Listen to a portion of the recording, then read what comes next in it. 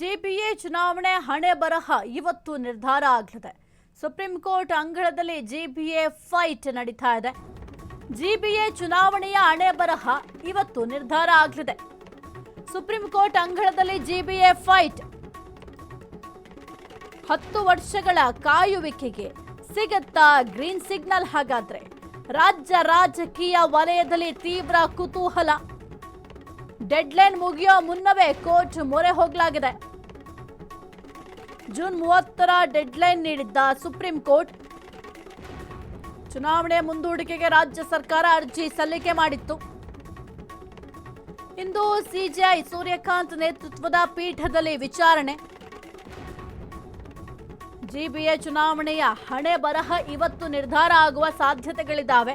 Supreme court ಅಂಗಳದಲ್ಲಿ ಜೆಪಿಎ fight ನಡೀತಾ ಇದೆ.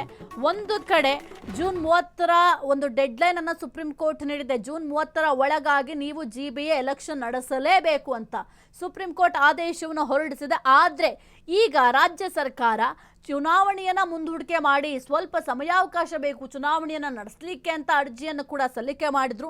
ಈ ಒಂದು ಅರ್ಜಿ ಸಲ್ಲಿಕೆ ಆಗಿರೋದ್ರ ಹಿನ್ನೆಲೆ ಈಗ ಇವತ್ತು ಸಿಜೆಐ ಸೂರ್ಯಕಾಂತ್ ಪೀಠದಲ್ಲಿ ವಿಚಾರಣೆಯನ್ನು ಕೂಡ ಮಾಡಲಾಗುತ್ತೆ. ವಾದ ಪ್ರತಿವಾದ ಎಲ್ಲವೂ ಕೂಡ ಇರುತ್ತೆ.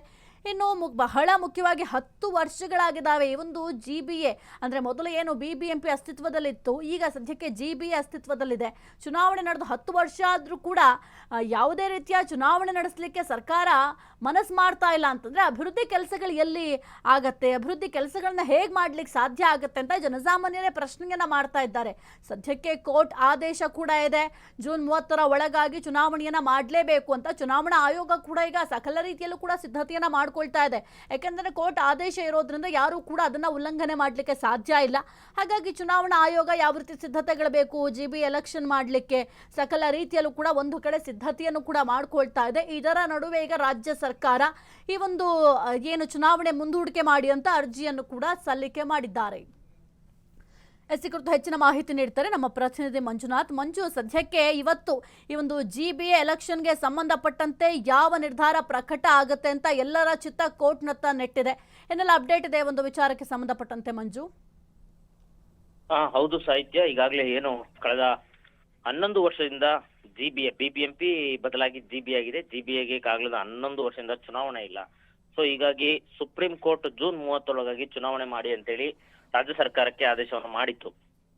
ಆದ್ರೂ ಕೂಡ ಇದೀಗ ರಾಜ್ಯ ಸರ್ಕಾರ ಎಲ್ಲೋ ಒಂದ್ ಕಡೆ ಜೂನ್ 30ರೊಳಗಾಗಿ ಚುನಾವಣೆ ನಡೆಸಲು ಹಿಂದೇಟಾಗ್ತಿರುವಂತದ್ದು. ಯಾಕಂದ್ರೆ ಈಗಾಗಲೇ ಚುನಾವಣೆಗೆ ಮನವಿ ಮಾಡಿರುವಂತದ್ದು ನಮ್ಗೆ ಇನ್ನೂ 3 ತಿಂಗಳು ಕಾಲಾವಕಾಶ ಬೇಕು ಅಂತ.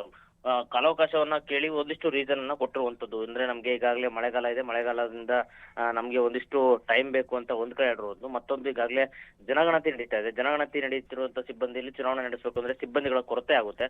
ಸೊ ಹೀಗಾಗಿ ನಮ್ಗೆ ಸಿಬ್ಬಂದಿಗಳ ಕೊರತೆ ಇದೆ. ಮತ್ತೊಂದ್ ಕಡೆ ಈಗ SIR ಬೇರೆ ರಾಜ್ಯದಲ್ಲಿ ಬರ್ತಾ ಇದೆ. SIR ಆಗ್ತಿರೋದ್ರಿಂದ ಮತ್ತೆ ಮತದಾರರ ಪಟ್ಟಿ ಪರಿಷ್ಕರಣೆ ಆಗ್ಬೇಕಾಗಿದೆ. ಸೊ ಈ ಹಿನ್ನೆಲೆಯಲ್ಲಿ ನಮ್ಗೆ ಇನ್ನೂ 3 ತಿಂಗಳು ಕಾಲಾವಕಾಶನ ಕೊಟ್ರೆ ಆ ನಂತರ ಚುನಾವಣೆ ಮಾಡಿಸೋದಕ್ಕೆ ನಮ್ಗೆ ಚುನಾವಣೆ ನಡೆಸ್ತೇವೆ ಅಂತೇಳಿ ಚುನಾವಣಾ ಆಯೋಗ ಅರ್ಜಿ ಕೊಟ್ಟಿರೋದು. ಚುನಾವಣಾ ಆಯೋಗ ಕೂಡ ಈಗಾಗಲೇ ಸುಪ್ರೀಂ ಕೋರ್ಟ್ಗೆ ಅರ್ಜಿಯನ್ನು ಕೊಟ್ಟಿರುವಂತದ್ದು. ಇವತ್ತು ಸುಪ್ರೀಂ ಕೋರ್ಟ್ ನಲ್ಲಿ ಅರ್ಜಿ ವಿಚಾರಣೆ ಆಗಿರಲಿ. ಇವತ್ತು ಮಹತ್ವದ ಆದೇಶ ಬರುತ್ತೆ ಅಂತೇಳಿ ಈಗಾಗಲೇ ಎಲ್ಲರ ಚಿತ್ತ ಕೋರ್ಟ್ನತ್ತ ಗಮನ ಹರಿಸ್ತಿರುವಂತದ್ದು. ಯಾಕಂದ್ರೆ ಒಂದ್ ವೇಳೆ ಏನಾದ್ರು ಸುಪ್ರೀಂ ಕೋರ್ಟ್ ಇವತ್ತು ಇಲ್ಲ ಜೂನ್ 30ರೊಳಗೆ ಶತಾಯಗತಾಯ ಚುನಾವಣೆ ಮಾಡ್ಲೇಬೇಕು ಅಂತಂದ್ರೆ ರಾಜ್ಯ ಸರ್ಕಾರ ಇವತ್ತಿಂದನೇ ಕೂಡ ಚುನಾವಣೆಗೆ ತಯಾರಿ ಆಗ್ಬೇಕಾಗತ್ತೆ. ಸೊ ಒಂದ್ ವೇಳೆ ಏನಾದ್ರು ಚುನಾವಣೆಗೆ ಮತ್ತೆ 3 ತಿಂಗಳು ಕಾಲಾವಕಾಶ ಕೊಟ್ರೆ ಸೊ ಸರ್ಕಾರ ಅಂದ್ಕೊಂಡಂತೆ ಚುನಾವಣಾ ಆಯೋಗಕ್ಕೆ ಮತ್ತೆ 3 ತಿಂಗಳ ನಂತರ ಚುನಾವಣೆ ಸಿದ್ಧತೆ ನಡೆಸಲು ಮಾಡ್ಕೊಡುತ್ತೆ ಅಂತೇಳಿ. ಸೊ ಇವತ್ತು ಸುಪ್ರೀಂ ಕೋರ್ಟ್ ಏನು ಆದೇಶವನ್ನ ಮಾಡುತ್ತೆ ಅಂತೇಳಿ ಕಾದ್ ನೋಡ್ಬೇಕಾಗುತ್ತೆ ಸಾಹಿತ್ಯ. ಓಕೆ, ಥ್ಯಾಂಕ್ ಯು ಮಂಜು ನಿಮ್ಮೆಲ್ಲ ಮಾಹಿತಿಗಾಗಿ.